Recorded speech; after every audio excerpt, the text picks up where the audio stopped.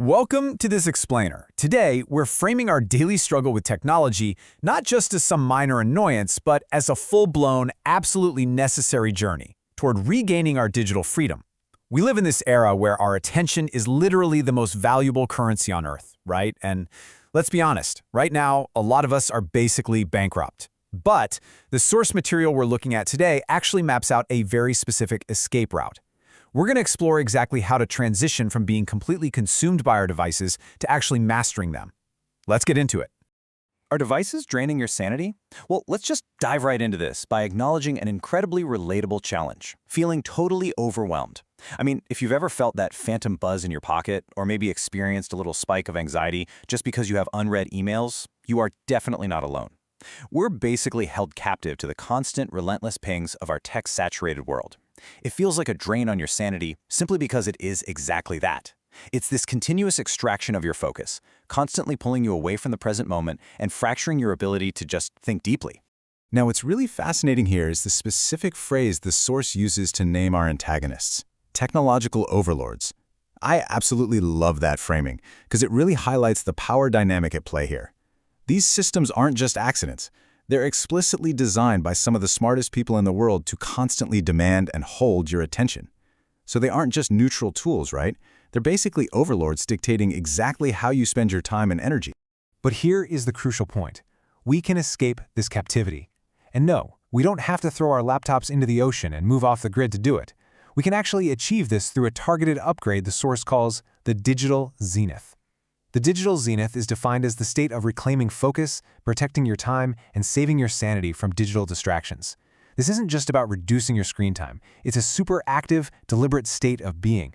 It's about reaching the absolute peak of your digital autonomy. So how do we get there? Well, it starts with the first strike, silencing the noise. You really cannot reclaim your focus if you're constantly playing defense against a machine that never sleeps. We literally have to cut the lines of communication that these overlords use to reach us.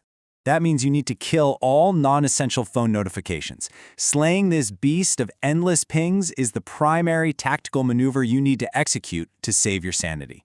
The source is very, very clear on this. Kill all of them.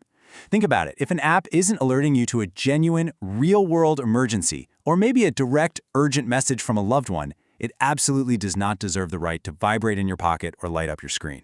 By just turning these off, you instantly take back the steering wheel of your own attention. It's a total game changer. Once the noise is silenced, we move on to step 2, the Great Purge, reviving sluggish tech. Reclaiming our digital environment isn't just about stopping the interruptions. It's about making sure the tools we actually do need to use are working for us, not against us.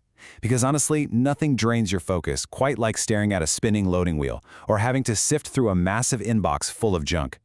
We're talking about decluttering for speed here. Unsubscribe from spam. Clear your browser caches.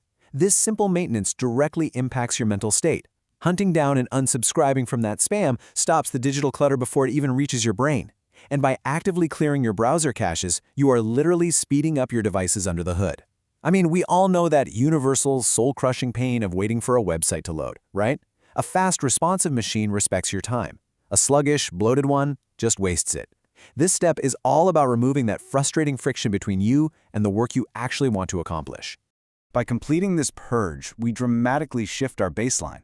We're looking at a huge transition here, going from the default modern condition of constant pings draining your energy and slow devices testing your patience, straight over to saved sanity and high speed. You get to dictate your interruptions, and your tools are totally streamlined. It's honestly a night and day difference in how you experience your everyday life. Finally, we arrive at the last phase, the sanctuary, protecting your rest. As we approach our digital zenith, we have to ensure our well-deserved breaks aren't actively penalized by the system. We've optimized our workflow, we've silenced the noise, but what happens when you just need to step away for a minute?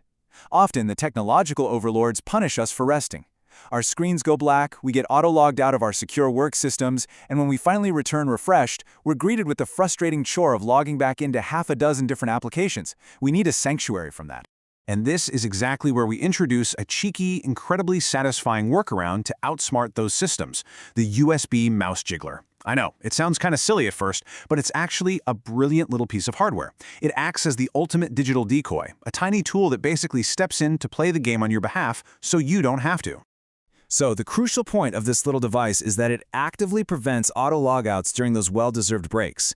It just sits there and sends a tiny continuous signal to your computer that basically says, hey, I'm still here, keep everything open. This ensures you aren't immediately logged out the second you step away to take a breath, grab a coffee, or just stretch your legs. It allows you to take a real psychological break without facing a massive penalty of friction when you sit back down to your desk. Okay, let's quickly review our step-by-step escape plan that ultimately completes this digital Zenith upgrade. Step 1, we stop the bleeding by killing non-essential notifications, completely reclaiming our immediate attention. Step 2, we speed up our environment by decluttering spam and clearing out caches, entirely removing the friction from our everyday tools. And Step 3, we protect our rest by using a USB mouse jiggler to actively outsmart those annoying auto logouts.